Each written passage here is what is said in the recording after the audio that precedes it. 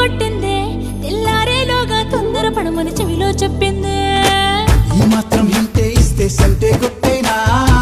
ఓ రెండు మూడల మల్లెల చేతికి చుట్టేనా ఈ అల్లరి గాలేమో అల్లుకు పొమ్మందే మాటలతోటి కాలక్షేపం మానేమంటుందే అబ్బబ్బా కబడ్డీ కబడ్డీ